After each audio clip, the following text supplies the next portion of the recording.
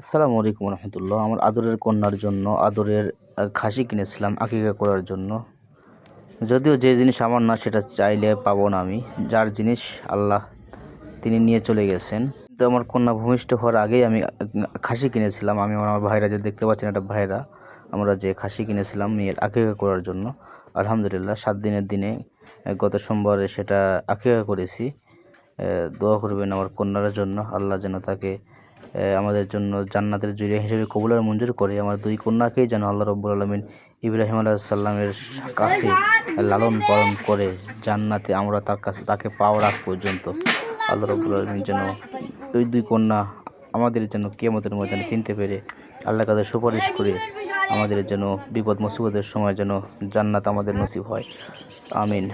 সকলে দোয়া করবেন। যাদের কন্যা সন্তান আছে আপনারা অখুশি হন, আপনারা জানেন না পৃথিবীর মধ্যে যদি কোনো ব্যক্তি কন্যা সন্তান হলে খুশি হয়, আমার মনে হয় সেটা আমি। এত খুশি হয়েছিলাম যখন শুনেছিলাম আমার স্ত্রীর গর্ভে কন্যা সন্তান। এত খুশি হয়েছিলাম যেটা বলার ভাষা রাখে না।